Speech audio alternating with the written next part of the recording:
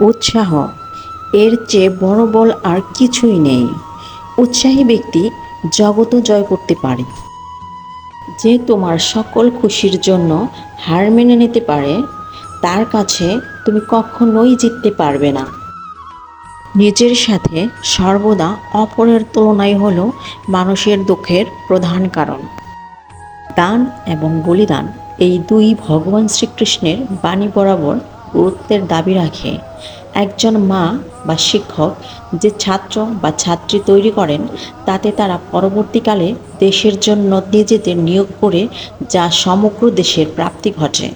দেশ তথা দেশের জন্য করা হলো সার্বিকভাবে উন্নতি করেন, যা দানের অনেক উপরে স্থান পায়। ভাগ্য বলে কিছুই নেই, যা আছে সেটা হলো তোমার কর্মের ফল। ঈশ্বর চাইলে তোমাকে আরও অনেক খারাপ রাখতে পারতেন। তাই তোমার যা আছে তাতে খুশি থাকার চেষ্টা করো আর ঈশ্বরের উপর ভরসা রাখো। সম্পর্ক শুধু রক্ত মাংসে গড়া দুটি শরীরের কিংবা কোনো জাতপাত উঁচু নিচু ভেদাভেদের উপর নির্ভর করে না। সম্পর্ক নির্ভর করে আত্মার সাথে আত্মার মিলনের তথা পারস্পরিক বিশ্বাস ও মর্যাদার উপর। জীবন না ভবিষ্যৎ আছে আর না আছে অতীতে। জীবন তো কেবল এই মুহূর্তে আছে, অর্থাৎ এই মুহূর্তের অনুভব করাকেই জীবন বলে। দুঃখ তো জীবনে থাকবেই, তবু সুযোগ পেলেই নিজেকেও হাসি খুশি আনন্দে রাখা দরকার, কারণ নিজের আত্মাকে কষ্ট দেওয়াও মহাপাপ। রাগ হচ্ছে প্রতি পরম শত্রু। যে ব্যক্তি রাগ যত বেশি, বাস্তবে সেই ব্যক্তি তত বেশি সমস্যায় জর্জরিত। আপনার ঘুম যদি রাত 3টে থেকে 5টার মধ্যে ভাঙে, তাহলে জানবেন ভগবান আপনাকে কোনো না কোনো সংকেত দিচ্ছেন।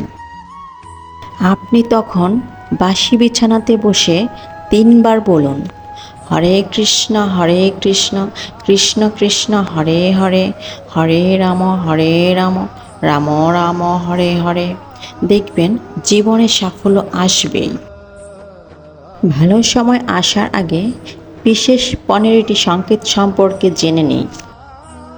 নাম্বার 1, স্বপ্নের সত্যি হওয়া।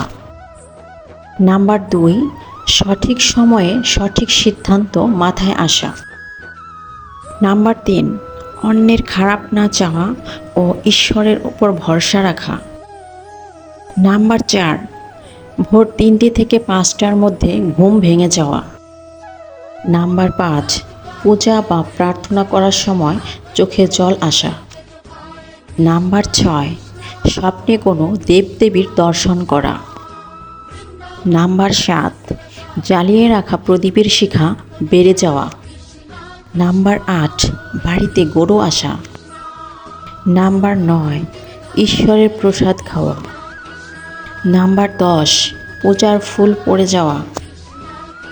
নাম্বার 11, নিজেকে ধার্মিক কাজ করতে দেখা।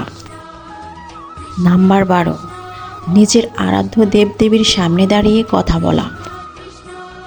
নাম্বার 13, বাড়িতে ভিক্ষুক আসা। নাম্বার 14, বাড়িতে হনুমান আসা।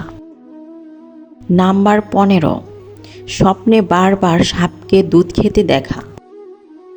ভগবান শ্রীকৃষ্ণ বলেছেন যে, আমি কোনো জড়বস্তু নই যে আমাকে চাইলেই পাওয়া যাবে, কিন্তু যে ব্যক্তি আমাকে তার নিজের অধিকার বলে মনে করেন, আমি স্বয়ং নিজেকে তার অধীন বলে ভাবি।